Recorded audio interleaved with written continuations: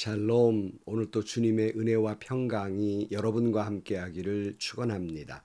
오늘 또 주님과 동행하고 말씀을 묵상하고 그 말씀을 깊이 새기면서 순종하며 살아가는 하루의 삶이 되시기를 주의 이름으로 간절히 축원합니다.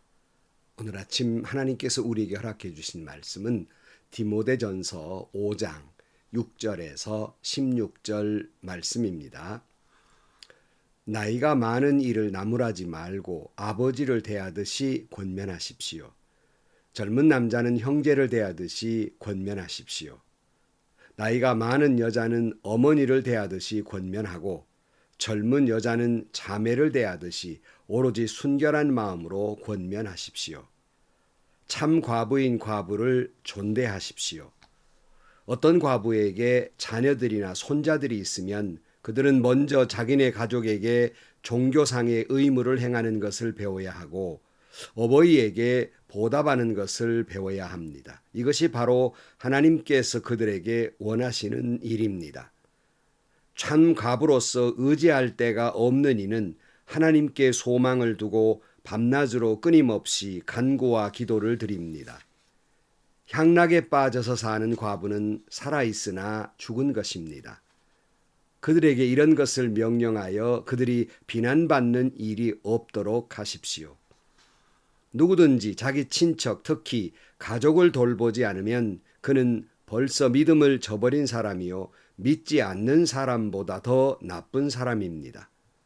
과부로 명부에 올릴 이는 60살이 덜 되어서는 안 되고 한 남편의 아내였던 사람이라야 합니다. 그는 착한 행실을 인정받은 사람이라야 하는데 자녀를 잘 기르거나 나그네를 잘 대접하거나 성도들을 자기 집에 모시거나 어려움을 당한 사람을 도와주거나 모든 선한 일에 몸을 바친 사람이라야 합니다. 젊은 과부는 명단에 올릴 것을 거절하십시오. 그들은 그리스도를 거스려 정욕에 이끌리면 결혼을 하고 싶어 할 것입니다. 처음 서약을 저버렸기 때문에 비난을 받을 것입니다. 또한 그들은 이 집 저 집 돌아다니면서 빈둥거리는 것을 익힐 것입니다. 더욱이 그들은 빈둥거릴 뿐만 아니라 수다를 떨고 남의 일에 참견하고 해서는 안 되는 말을 할 것입니다. 그러므로 젊은 과부들은 재혼을 해서 아이를 낳고 가정을 다스려서 적대자들에게 비방할 기회를 조금도 주지 말기를 바랍니다. 어떤 과부들은 이미 곁길로 나가서 사탄을 따라갔습니다. 어떤 여신도의 집안에 과부들이 있거든 그 여신도가 그들을 도와줘야 할 것이요 교회에 짐을 지우지 말아야 할 것입니다. 그렇게 하여야 교회가 참 과부들을 도울 수 있을 것입니다. 아멘. 하나님께서 천지를 창조하시고 이 땅에 하나님의 나라를 이루어 가시면서 성경을 읽다 보면 하나님은 가정 중심의 역사를 하고 계시다는 것을 느끼게 됩니다. 하나님은 먼저 아담과 하와라고 하는 부부를 창조하시고 그 가정에서 인류를 시작하셨으며 또 아브라함의 가족을 선택하셔서 하나님의 백성을 삼아 가셨으며 예수님은 요셉과 마리아라고 하는 가정을 통해서 이 땅에 오셨습니다. 뭐 다른 설화처럼 무슨 아래에서 났다든가 하늘에서 뚝 떨어진 것이 아니라 한 요셉이라는 사람의 가정에서 이 땅에 오신 것입니다. 또 우리는 하나님을 아버지라고 부릅니다. 예수님을 하나님의 아들이라고 표현합니다. 교회를 하나님의 집이라고 표현합니다. 하나님의 가족이라고 말합니다. 그러므로 교회는 교회 안에서 우리 모두는 영적 가족을 이루는 것입니다. 그래서 우리가 서로 간에 형제님, 자매님이라고 부르고 있지 않겠습니까? 사도 바울은 믿음의 아들 디모데에게 에베소 교회를 목회할 때 어떻게 섬겨야 할지 권면하는 가운데에서 이런 말씀을 하신 적이 있어요. 디모데전서 3장 15절 말씀에 만일 내가 늦어지더라도 하나님의 가족 가운데에서 사람이 어떻게 처신해야 하는지를 그대가 알게 하려는 것입니다. 이 가족은 살아계신 하나님의 교회요, 진리와 기둥과 터입니다. 그런 말씀을 해요. 하나님의 교회, 즉 하나님의 가족 가운데에서 사람이 어떻게 처신해야 할까 디모데에게 알게 하기 위해서 이 서신을 쓴다. 이렇게 표현하고 있습니다. 사도 바울이 그 젊은 디모데에게 에베소 교회를 맡기면서 여간 염려스러운 일이 아니었습니다. 나이로 봐서 뭐 한 30대쯤 됐을까 하는 그런 추정이 되는데요. 이 디모데가 에베소 교회를 목회를 하니 얼마나 많이 염려스럽겠습니까? 마치 사도 바울의 편지는 원로 목사가 이제 젊은 담임 목사가 된 분에게 권면하는 것이라 할 수 있겠습니다. 저도 목회를 마치면서 은퇴 목사가 됐습니다. 뒤를 돌아보면 많이 참 부족한 점이 많았다 하는 것을 많이 느끼고 후회하는 점들이 있는데 그 중에 하나가 뭐냐면 관계 형성을 잘 못했다 하는 후회스러움이 있습니다. 그냥 이 부족한 종이 생각할 때는 목사는 설교 열심히 하고 신방하고 전도하고 기도하는 일에 전념하면 된다. 이렇게 생각하고 앞도 뒤도 돌아보지 아니하고 그 일에만 전념했습니다. 그 일에만 전념하다 보니까 놓친 것들이 있었습니다. 마치 빨리 달려가는 기차 안에서 좋은 풍경을 놓쳐버리는 것처럼 열심히 달려가다 보니까 놓친 것이 있었어요. 바로 그것이 관계라는 것입니다. 그러니까 열심히 설교 준비도 했지요. 신방도 열심히 했습니다. 전도도 열심히 했습니다. 기도도 열심히 했습니다. 놓친 것이 있었어요. 그것은 성도와의 관계, 성도들 간의 소통이었습니다. 사실은 목회는 소통인데 그것을 놓쳐버리고 만 것입니다. 참 후회스러운 일이지요. 제가 존경하는 안경원 목사님께서 늘 젊은 목회자들에게 찾아오면 권면하는 말씀 가운데 꼭 잊지 않는 것이 여보게 천천히 하게, 목회는 평생 하는 것이니까 천천히 해, 그런 말씀을 해요. 이것은 결코 게으르게 목회하라는 말씀이 아니라 바쁘게 뛰어다니다 보면 때로는 중요한 것을 놓치는데 그것이 바로 관계라는 거예요. 그러니까 천천히 그 관계를 잃지 말고 어거지로 뭘 자꾸 하려고 하지 말라 하는 그러한 지혜로운 말씀이었고, 저도 요즘 저를 찾아오는 젊은 목사님들에게 권면합니다. 너무 급히 서둘지 말고 천천히 하세요. 목회는 평생 하는 겁니다. 뭐 이런 권면을 하곤 합니다. 그래서 사도 바울이 젊은 디모데에게 지금 오늘 본문에서 이런 걸 권면하고 있는 겁니다. 5장 1절 말씀에 보면 나이가 많은 이를 나무라지 말고 아버지를 대하듯 권면하십시오. 젊은 남자는 형제를 대하듯이 권면하십시오. 그랬어요. 교회 공동체 안에는 나이가 많은 분들이 계십니다. 특별히 늙은 남자에 대한 말씀을 하면서 사람이 아무래도 늙으면 실수가 많지요. 때로는 과욕을 부리기도 하고 때로는 쓸데없는 데서 고집을 부리기도 하고 소위 주책 없는 짓도 하곤 합니다. 그래도 꾸짖지 말라. 아버지 대하듯 권면하라. 그렇게 말씀을 하고 있습니다. 저도 제 90이 넘으신 저희 어머니를 모시고 있습니다마는 나이가 많다 보니까 기억을 잃으셨어요. 그러다 보니까 식사를 하면서도 방금 전에 한 말 3분도 못 돼서 또 똑같은 말씀을 하십니다. 또 방금 전에 물으신 것 또 똑같은 말씀을 또 물어보시는 거예요. 또 방금 전에 드신 것 무엇인지 금세 잊으십니다. 그리고는 당신이 하고 싶은 대로 하려고 합니다. 그럴 때마다 제가 이런 말씀을 드려봤습니다. 어머니께서 제가 어렸을 때에 저를 잘 가르쳐 주신 것처럼 이제는 제가 아들이 어머니에게 말씀드려야 될 차례입니다. 제 말씀 좀 들어봐 주세요. 이렇게 말씀을 드려도 소용이 없습니다. 하지만 끊임없이 잊으시면 또 일러드리고 잊으시면 또 일러드리곤 합니다. 교회 공동체 안에서 이런 늙은 남자에게 그렇게 하라는 거예요. 아버지 대하듯 하라. 또는 2절 말씀에 나이가 많은 여자는 어머니 대하듯 권면하며 젊은 여자는 자매를 대하듯이 오로지 순결한 마음으로 권면하십시오. 그랬어요. 그러니까 늙은 남자와 같이 늙은 여자, 그 여성들에게도 나이 많은 여자들에게도 어머니 대하듯 권면하라. 그러니까 젊은 남자든 젊은 여자는 형제요 자매 대하듯 순수한 마음으로 권면하라. 이렇게 말씀하고 있습니다. 결국 뭐예요? 교회 안의 공동체에 누구든지 가족을 대하듯 하라. 그런 말씀이에요. 다시 말씀드리지만 교회는 가족 공동체입니다. 한 식구들입니다. 늙은이를 대할 때는 부모님처럼, 젊은이를 대할 때는 자매처럼, 형제처럼 대하라. 다시 말씀드립니다. 교회는 가족 공동체입니다. 그 다음에 이제 구제하는 일 가운데 과부에 대한 말씀을 하고 있는데요. 3절 말씀에 참 과부인 과부를 존대하십시오 그랬어요. 참 과부란 말, 우리는 잘 쓰지 않는 말인데 번역상 참 과부라고 표현하고 있습니다만은 무슨 참 과부가 있고 참 아닌 가짜 과부가 있습니까? 의미가 뭘까?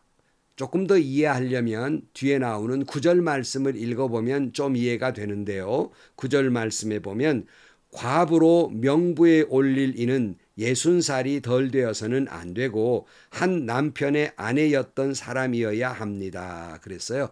모든 정황상 보면 이 참 과부는 어떤 분을 가르치는가?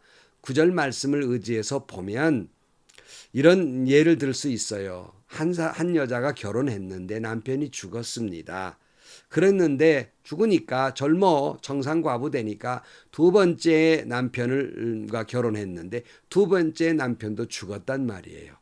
이런 과부는 참 과부가 아닙니다. 참 과부는 한 남편의 아내였던 사람이어야 한다. 그러니까 결혼했다가 남편이 죽고 그냥 그대로 끝낸 사람, 혼자 사는 사람, 이런 분들을 참 과부라고 하고, 왜 이렇게 구분했냐 하면 이렇게 참 과부라고 칭하는 분들은 교회의 명부에 올리고 교회에서 그분의 생활을 다 책임졌던 것입니다. 대단히 중요한 구제일 가운데 하나이지요. 근데 이 참 과부는 교회에서 구제해 주되 이 참 과부는 세 가지 일을 교회 공동체에서 했다고 그래요. 첫째는 늘 기도하면서 하나님의 계시의 말씀 응답을 받고 전달하는 일을 했고, 또 하나는 중보의 기도, 바빠서 기도 못하시는 분들 기도 부탁하면 중보의 기도를 했으며, 또 하나는 교회 안에 장례 일을 맡아서 일했다고 합니다. 그러니까 참 과부로 교회 명부에 올린 분들은 전문적 성직자는 아니지만 교회 안에서 이런 봉사를 했다고 합니다. 그러니까 이런 분들은 60세 이상이어야 한다. 그러니까 60세가 지나면 소위 은퇴할 나이 아닙니까? 그러니까 온종일 교회에서 봉사할 수 있는 나이이기 때문에 60세 이상이어야 한다. 이렇게 말씀하고 있습니다.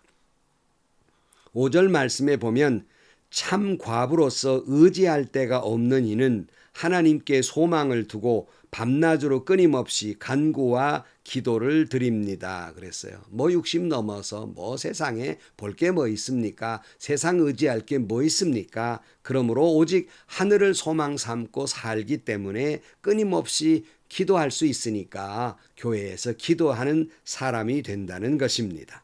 근데 여전히 60이 넘었는데도 여전히 세상 향락에 빠진 과부들도 있단 말이에요. 그러니까 6절 말씀에 향락에 빠져 사는 과부는 살아 있으나 죽은 것이다. 이 사람은 참 과부도 아닐 뿐만 아니라 살아있는 것 같아도 참 추하지요. 추하기 때문에 살아있지만 죽은 것과 진배 없다. 이렇게 말씀하고 있습니다. 그리고 오늘 본문에 보면 참 과부는 가족을 잘 돌보는 사람이어야 하고, 또 서로 간에 잘 돌봐야 한다고 말씀하고 있습니다. 4절 말씀에 보면 어떤 과부에게 자녀들이나 손자들이 있으면 그들은 먼저 자기네 가족에게 종교상의 의무를 행하는 것을 배워야 하고 어버이에게 보답하는 것을 배워야 합니다. 이것이 바로 하나님께서 그들에게 원하시는 일입니다. 또 8절 말씀, 누구든지 자기 친척, 특히 가족을 돌보지 않으면 그는 벌써 믿음을 저버린 사람이요 믿지 않는 사람보다 더 나쁜 사람입니다. 그랬어요. 그러니까 무슨 말이에요? 교회 안에서 봉사한다고 할 때는 먼저 가정을 잘 돌보고서야 하나님의 일, 봉사하는 일을 하는 것이지, 간혹 교회 일에 바빠서 가족을 돌보지 않는 분들이 계십니다. 저는 늘 목회하면서 그래요. 저는 너무 교인들이 교회 안에서 사는 것 좋아하지 않습니다. 가정주부는 가정으로 돌아가서 가정주부로서의 일을 충실히 하고 그리고 교회에 봉사해야 하는 것이고, 또 학생들이 너무 교회 안에 있는 것보다는 학교에서 학교 생활을 충실히 하고 교회에서도 섬기며 예배해야 한다는 것을 늘 말씀합니다. 우리 믿는 사람들 결코 가정을 소홀히 해서는 안 됩니다. 저는 어느 믿지 아니하는 시어머니로부터 이런 불평을 들은 적이 있습니다. 제 며느리는 어느 교회의 권사인데 권사로 교회 일이 바쁘다고 부모님을 잘 찾아뵙지도 않고 명절에도 오지도 않고 그러니 내가 무슨 교회를 나갈 마음이 있겠습니까? 이런 말을 들을 때 참 할 말이 없었습니다. 이런 사람을 8절에 뭐라고 그랬어요? 믿음을 저버린 사람이고 믿지 않는 사람보다 더 나쁘다 그랬습니다. 옳지 않습니다. 그것은. 7절 말씀, 그들에게 이런 것을 명령하여 그들이 비난받는 일이 없도록 하십시오. 그랬어요. 우리는 그런 면에서 비난받아서는 안 됩니다. 열심히 교회에 봉사하기 위해서 더 열심히 가족을 돌보고 친족을 돌보는 일에 최선을 다해야 할 것입니다. 본문을 돌아가 또 참 과부는 10절 말씀에 그는 착한 행실을 인정받은 사람이라야 하는데 자녀를 잘 기르거나 나그네를 잘 대접하거나 성도들을 자기 집에 모시거나 어려움 당한 사람을 도와주거나 모든 선한 일에 몸을 바친 사람이라야 합니다. 그랬어요. 일생 이런 선한 증거가 있는 사람이어야 한다. 여러분, 그런 사람이어야 교회 안에서 봉사하고 하나님의 일을 하는 것이지, 맹탕 가정이나 사회 속에서나 또 보통 교회 안에서 전혀 일 않다가 갑자기 무슨 참 과부로서 교회 일 잘할 수 있는 게 아니라는 겁니다. 여러분, 섬김도 여러분 인격이고 습관입니다. 그게 금방 되는 게 아니에요. 그런데 여기 본문에 보면 그래서 젊은 과부는 참 과부가 될 수 없다는 거예요. 그 이유를 다음과 같이 설명합니다. 11절 말씀에 젊은 과부는 명단에 올리는 것을 거절하십시오. 그들은 그리스도를 거슬려 정욕에 이끌리면 결혼하고 싶어 할 것이고 처음 서약을 저버렸기 때문에 비난을 받을 것입니다. 또한 그들은 이 집 저 집을 돌아다니면서 빈둥거리는 것을 익힐 것입니다. 더욱이 그들은 빈둥거릴 뿐만 아니라 수다를 떨고 남의 일에 참견하고 해서는 안 되는 말을 할 것입니다. 그러므로 젊은 과부들은 재혼을 해서 아이를 낳고 가정을 다스려서 적대자들에게 비방할 기회를 조금도 주지 말기를 바랍니다. 그랬어요.